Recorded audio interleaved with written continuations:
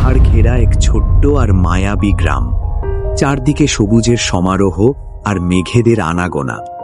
কিন্তু প্রকৃতির এই অপরূপ শান্তির মাঝেই বাস করত এক চরম অশান্ত মন।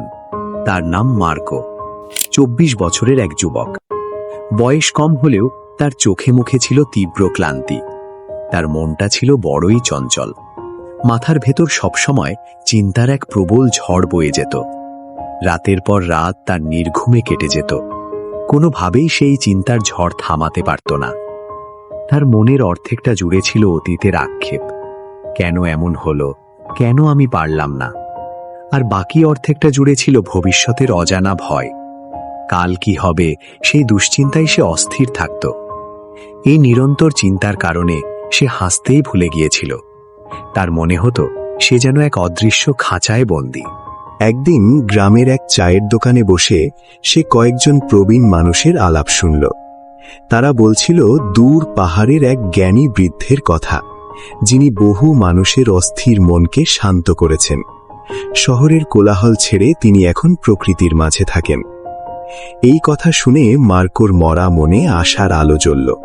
সে ভাবল এই মানুষটিই হয়তো তাকে মুক্তি দেবেন। পরদিন ভোরেই সে তার জিনিসপত্র গুছিয়ে বেরিয়ে পড়ল। শুরু হলো এক নতুন গন্তব্যের উদ্দেশ্যে তার যাত্রা। পথটা মোটেও সহজ ছিল না। উঁচু নিচু পাহাড়ি রাস্তা আর চারদিকে ঘন জঙ্গল। দীর্ঘ হাঁটার ক্লান্তিতে মাঝে মাঝেই পা থেমে আসছিল। কিন্তু মনের শান্তির খোঁজে সে এতটাই মরিয়া ছিল যে হার মানতে সে কিছুতেই রাজি ছিল না। এভাবে হেঁটে হেঁটে কেটে গেল বেশ কয়েকটি দিন। অবশেষে সে সেই দূরের পাহাড়ি গ্রামে পৌঁছাল। দূর থেকেই দেখতে পেল সবুজে ঘেরা ছোট্ট কুটির। ক্লান্ত শরীরে মার্কো এগিয়ে গেল কুটিরের দিকে। বারান্দায় শান্ত হয়ে বসে আছেন সেই বৃদ্ধ।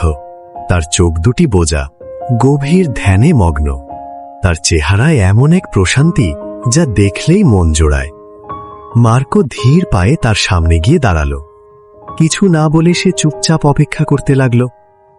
কিছুক্ষণ পর বৃদ্ধ ধীরে ধীরে চোখ খুললেন। সাহস করে মার্কো মৃদুস্বরে ডাকল, দাদু, আমার মন বড্ড অশান্ত। আমি একটুও শান্তিতে নেই। হাজারো চিন্তা আমাকে পাগল করে দিচ্ছে। আমি শান্তি চাই। আপনি কি সাহায্য করবেন? বৃদ্ধ মার্কোর দিকে তাকিয়ে এক স্নিগ্ধ হাসি হাসলেন। তার হাসিতে যেন সব উত্তর লুকিয়েছিল। তিনি শান্ত গলায় বললেন, তুমি শান্তি খুঁজছ? বেশ, তাহলে আমার সাথে এসো। ছোট্ট একটা কাজ দেব। বৃদ্ধ মার্কোকে তার বাড়ির উঠোনে নিয়ে গেলেন। তারপর একটি কাচের গ্লাস আর জলের জগ হাতে নিলেন। গ্লাসটিতে কানায় কানায় জল ভরলেন তিনি। জল এতটাই পূর্ণ ছিল যে সামান্য নড়লেই চলকে পড়বে।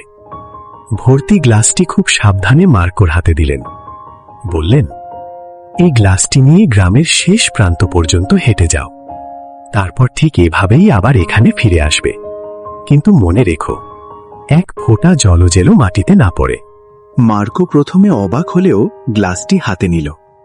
খুব সাবধানে গ্লাসটি ধরে সে হাঁটতে শুরু করল। গ্রামের রাস্তাটি ছিল বেশ সরু আর কোলাহলপূর্ণ।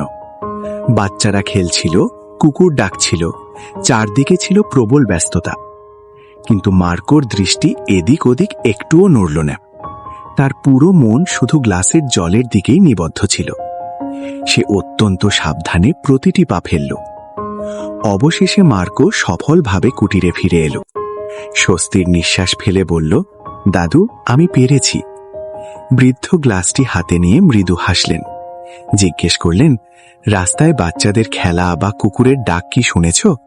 মার্কো বলল, না, আমি কিছুই দেখিনি বা শুনিনি। আমার পুরো মনোযোগ তো শুধু ওই জলের দিকেই ছিল। বৃদ্ধ বললেন, এটাই তোমার আসল রহস্য।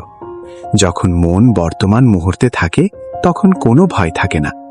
মার্কো বুঝল, শান্তি বাইরের কিছু নয়, নিজের ভেতরেই থাকে।